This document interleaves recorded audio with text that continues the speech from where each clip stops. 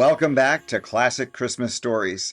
As we get closer to Christmas Day itself, will you share the joy and share this podcast with others so they can enjoy these stories as well? Also, please leave a rating or a review on your favorite podcast app. The tale you're about to hear is another re-release of a story we had last year, but now on the bigger platform, we're going to put it out again for your enjoyment. So gather the family and enjoy this holiday story.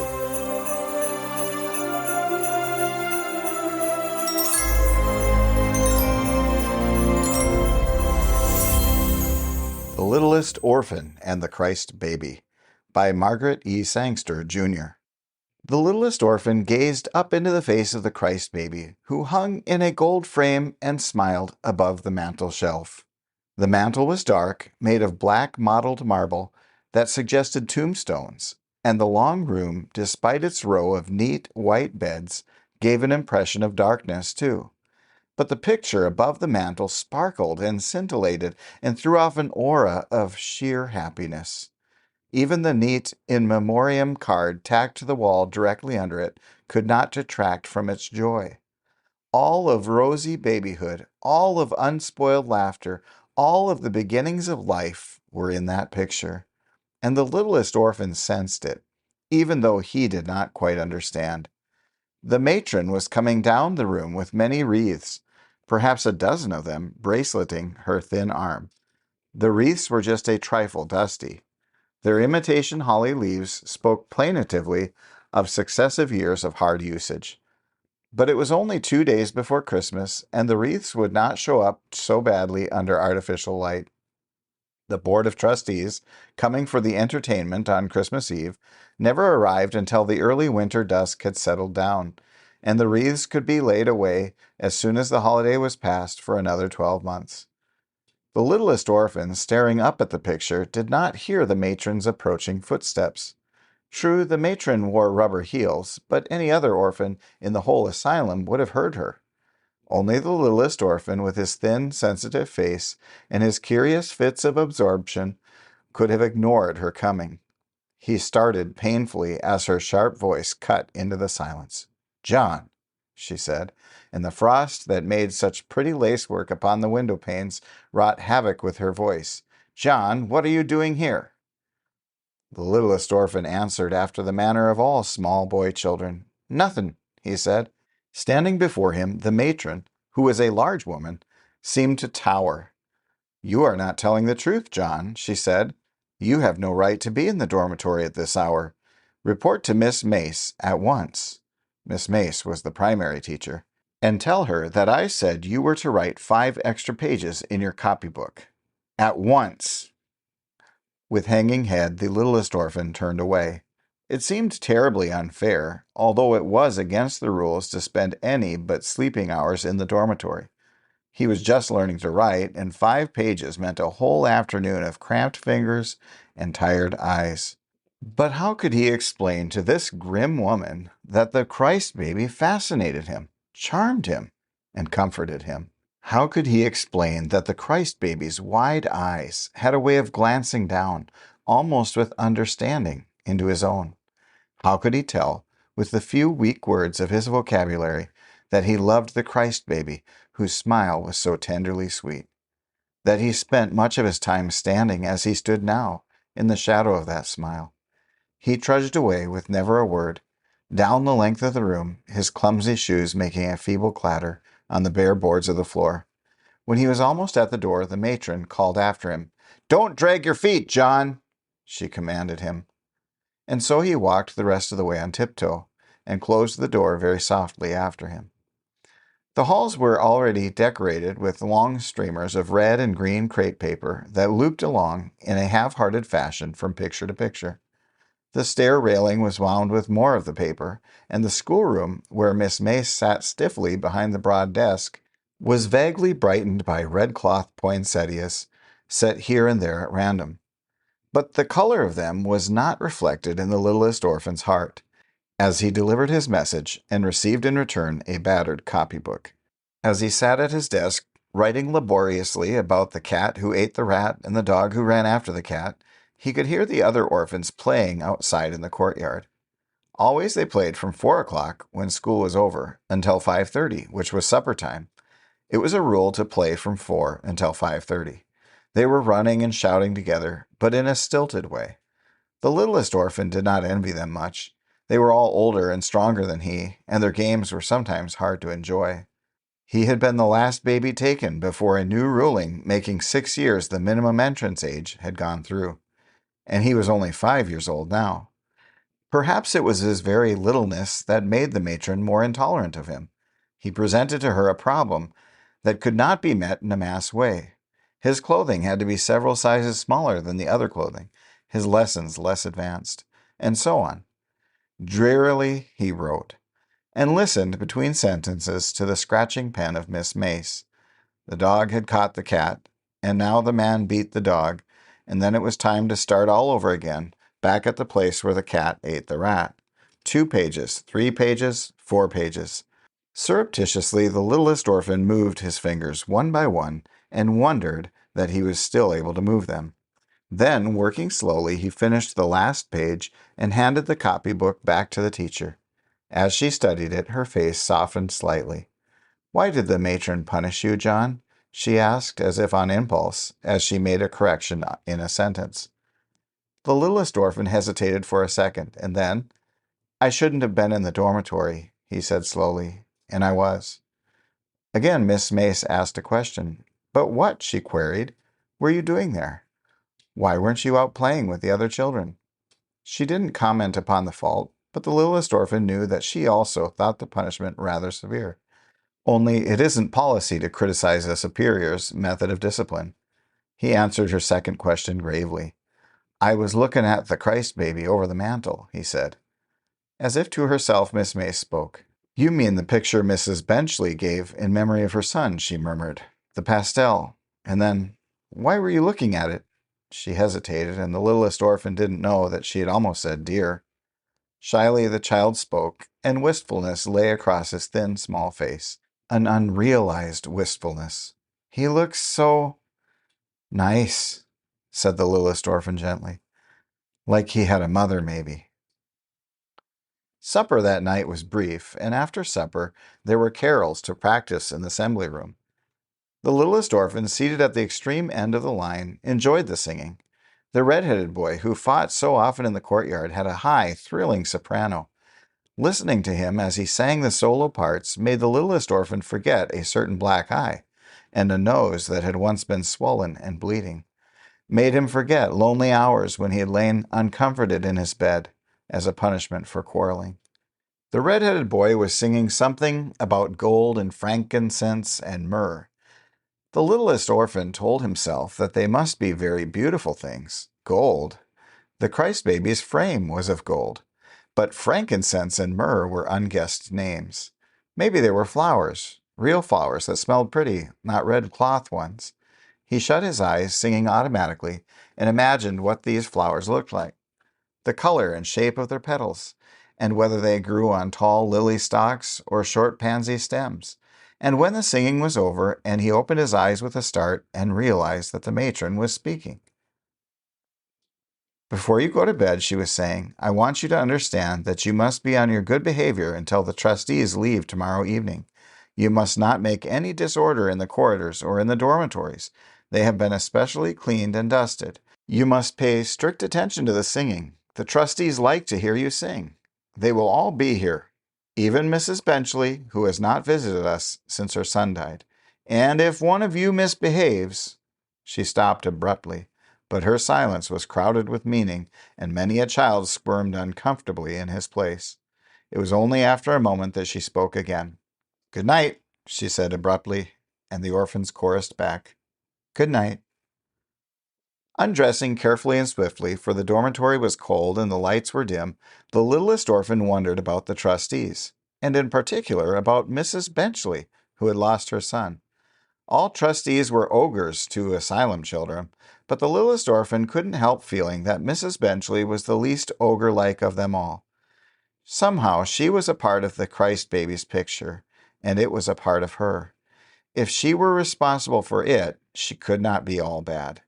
So, ruminating, the littlest orphan said his brief prayers, Any child who forgot his prayers was punished severely and slid between the sheets into his bed. Some of the orphans made a big lump under their bed covers. The red-headed boy was stocky, and so were others. Some of them were almost fat. But the littlest orphan hardly made any lump at all. The sheet, the cotton blanket, and the spread went over him with scarcely a ripple. Often the littlest orphan had wished that there might be another small boy who could share his bed. He took up such a tiny section of it. Another small boy would have made the bed seem warmer somehow and less lonely. Once 2 orphans had come to the asylum, and they were brothers. They had shared things, beds and desks and books. Maybe brothers were unusual gifts from a surprisingly blind providence. Gifts that were granted only once in 100 years, more rare even than mothers. Mothers. The sound of the word had a strange effect upon the littlest orphan, even when he said it silently in his soul. It meant so much that he did not comprehend, so much for which he vaguely hungered. Mothers stood for warm arms and kisses and soft words. Mothers meant punishments too, but gentle punishment that did not really come from way inside. Often the littlest orphan had heard the rest talking stealthily about mothers. Some of them could actually remember having owned one. But the littlest orphan could not remember. He had arrived at the asylum as a baby, delicate and frail and too young for memories that would later come to bless him and to cause a strange, sharp set of hurt. When the rest spoke of bedtime stories and lullabies and sugar cookies, he listened, wide-eyed and half incredulous, to their halting sentences. It was growing very cold in the dormitory, and it was dark. Even the faint flicker of light had been taken away. The littlest orphan wiggled his toes under the cotton blanket and wished that sleep would come. Some nights it came quickly, but this night, perhaps he was overtired, and it was so cold. As a matter of habit, his eyes searched through the dark for a place where the Christ baby hung. He could not distinguish even the dim outlines of the gilt frame, but he knew that the Christ baby was rosy and chubby and smiling, that his eyes were deeply blue and filled with cheer. Involuntarily, the littlest orphan stretched out his thin hands and dropped them back against the spread. All about him the darkness lay like a smothering coat, and the Christ baby, even though he smiled, was invisible. The other children were sleeping. All up and down the long room sounded their regular breathing, but the littlest orphan could not sleep. He wanted something that he was unable to define. Wanted it with such a burning intensity that the tears crowded into his eyes. He sat up abruptly in his bed, a small shivering figure with quivering lips and a baby ache in his soul that had never really known boyhood. Loneliness. It swept about him, more disheartening than the cold, more enveloping than the darkness. There was no fear in him of the shadows in the corner, of the creaking shutters and the narrow stair. Such fears are discouraged early in children who live by rule and routine. No, it was a feeling more poignant than fear, a feeling that clutched at him and squeezed his small body until it was dry and shaking and void of expression. Of all the sleeping dormitory, the littlest orphan was the only child who knew the ache of such loneliness. Even the little ones who had been torn away from family ties had, each one of them, something beautiful to keep preciously close. But the littlest orphan had nothing. Nothing. The loneliness filled him with a strange impulse, an impulse that sent him sliding over the edge of his bed with small arms outflung.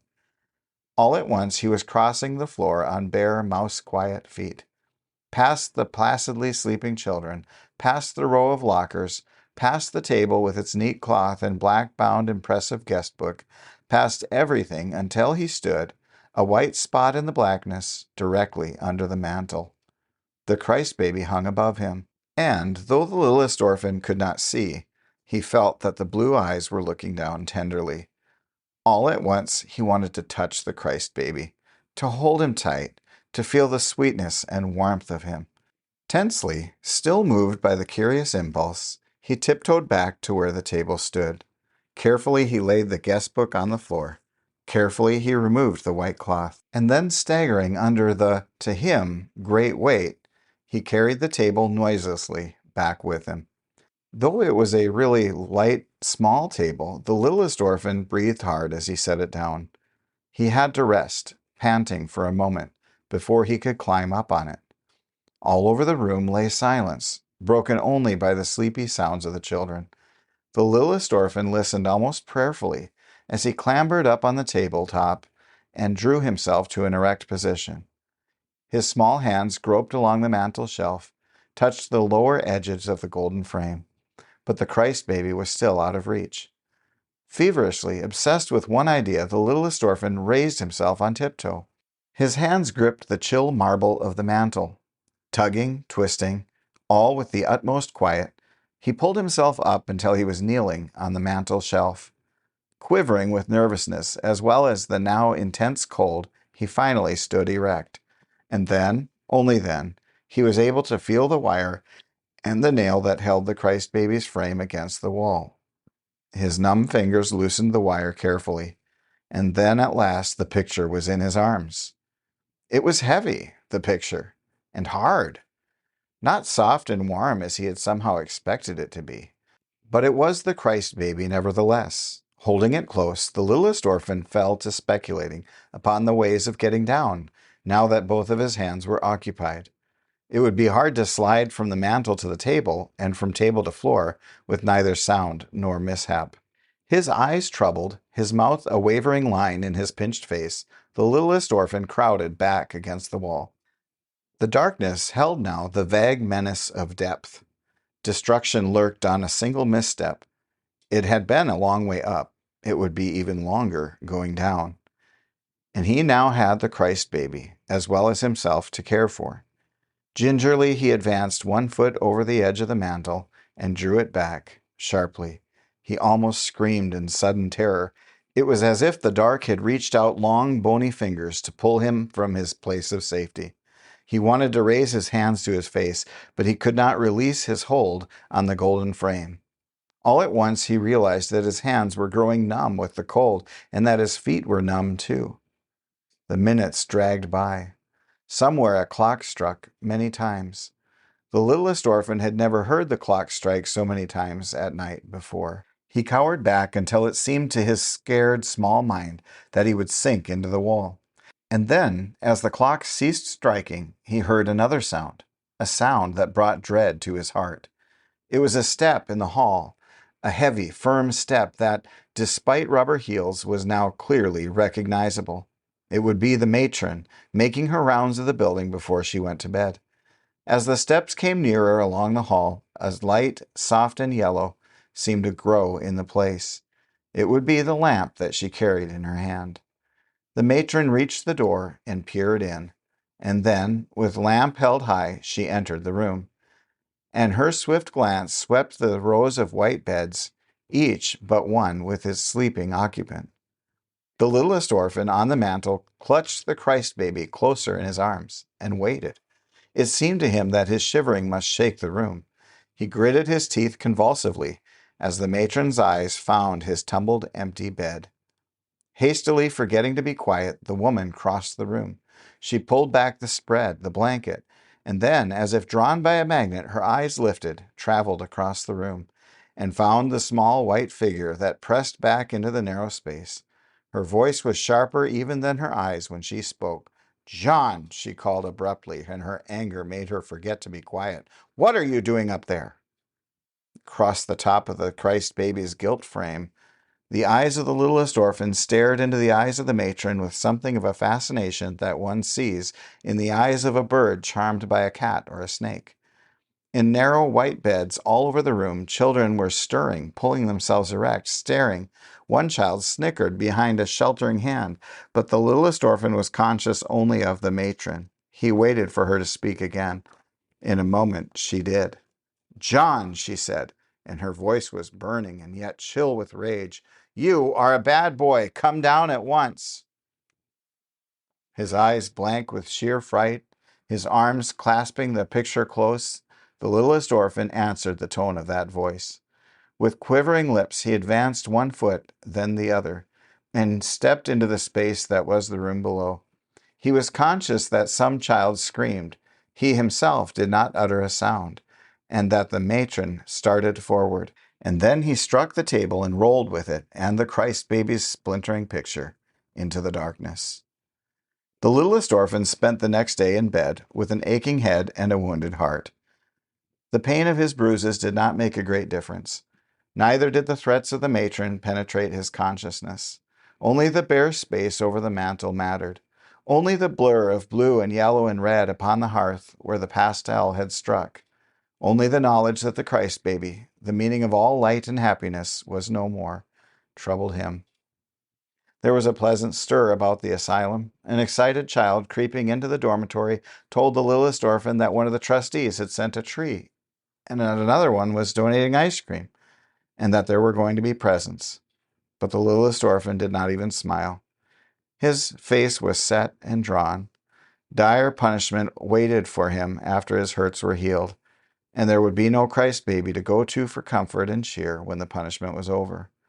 The morning dragged on. Miss Mace brought his luncheon of bread and milk and was as kind to him as she dared to be. Yet Miss Maces have been made timorous by too forceful a world.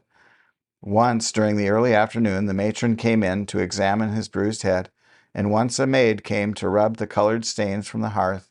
The littlest orphan caught his breath as he watched her. And then it began to grow dark, and the children were brought upstairs to be washed and dressed in clean blouses for the entertainment. They had been warned not to talk with him, and they obeyed, for there were folks watching and listening. But even so, flickers of conversation, excited small boy conversation, drifted to the littlest orphan's waiting ears. Someone had said there was to be a Santa Claus, in a red suit and a white beard. Perhaps it was true. The littlest orphan slid down under the covers and pulled the sheet high over his aching head. He didn't want the rest to know that he was crying. The face washing was accomplished swiftly. Just as swiftly were the blouses adjusted to the last tie, string, and button.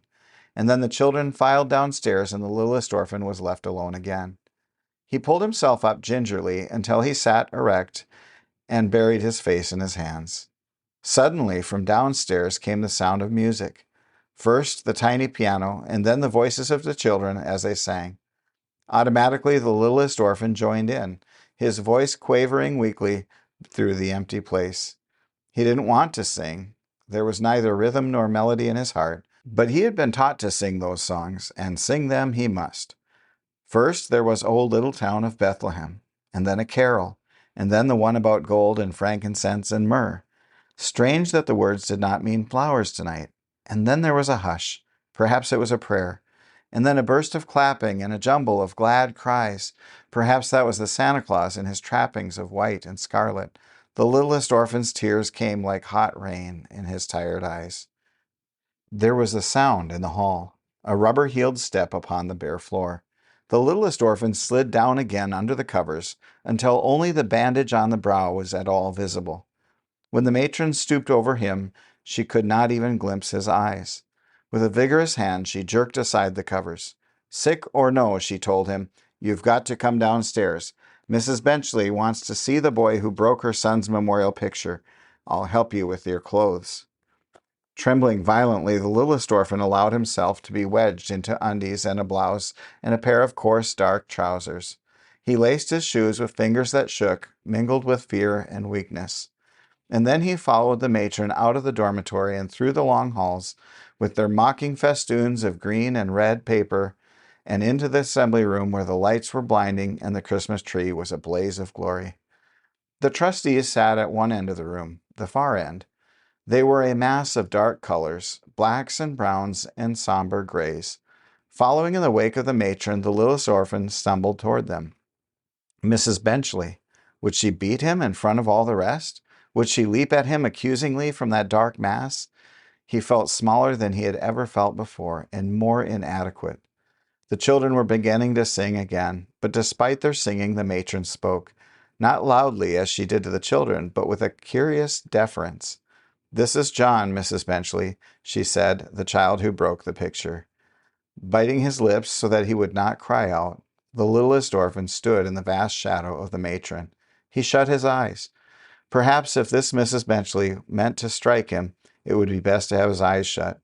And then suddenly a voice came, a voice so soft that somehow he could almost feel the velvet texture of it.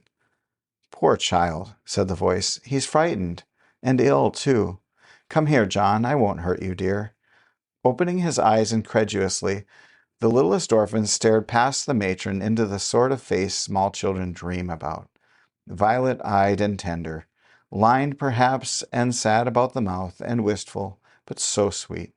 Graying hair with a bit of a wave in it, brushed back from a broad white brow, and slim, white, reaching hands. The littlest orphan went forward without hesitation. Something about this lady was reminiscent of the Christ baby. As her white hand touched his, tightened on it, he looked up into her face with the ghost of a smile. The children had crowded almost informally on the other end of the room toward the tree. The dark mass of the trustees was dissolving, breaking up into fragments that followed the children. One of the trustees laughed aloud, not at all like an ogre. A sudden sense of gladness began, for no understandable reason, to steal across the littlest orphan's consciousness. Rudely, the voice of the matron broke in upon it. "I had warned the children," she said, "not to disturb anything. Last evening, before they retired, John deliberately disobeyed, and the picture is ruined in consequence. What do you think we had better do about it, Mrs. Benchley?" For a moment, the lady with the dream face did not speak. She was drawing the littlest orphan nearer, until he touched the satin folds of her black gown. And despite the matron's voice, he was not afraid. When at last she answered the matron, he did not flinch. "I think," she said gently, "that I'll ask you to leave us. I would like to talk with John. Alone." And as the matron walked stiffly away down the length of the room, she lifted the littlest orphan into her lap. "I know," she said, and her voice was even gentler than it had been, "that you didn't mean to break the picture. Did you, dear?" Eagerly, the littlest orphan answered, "Oh, no, ma'am," he told her. "I didn't mean to break the Christ baby." The woman's arms were about him. They tightened suddenly. "You're so young," she said. "You're such a mite of a thing. I doubt if you could understand why I had the picture made, why I gave it to the home here, to be hung in the dormitory. My little son was all I had after my husband died. And his nursery, it was such a pretty room, had a Christ child picture on the wall. And my boy always loved the picture. And so when he left," her voice faltered, "I had an artist copy it. I couldn't part with the original. And I sent it to a place where there would be many small boys who could enjoy it as my son had always." Her voice broke. The littlest orphan stared in surprise at the lady's face. Her violet eyes were misted like April blossoms with the dew upon them. Her lips quivered. Could it be that she, too, was lonesome and afraid? His hand crept up until it touched her soft cheek. "I loved the Christ baby," he said simply. The lady looked at him. With an effort, she drowned the quaver in her voice. "I can't believe," she said at last, "that you destroyed the picture purposely. No matter what she," her glance rested upon the matron's stiff figure half a room away, "may think. John, dear, did you mean to spoil the gift I gave in my small boy's name? Oh, I'm sure you didn't." All day long, the littlest orphan had lived in fear and agony of soul. All day long he had known pain, physical pain and the pain of suspense.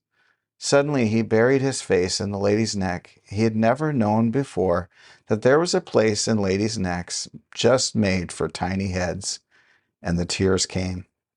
Choked by sobs, he spoke. "No, ma'am," he said. "I didn't mean to.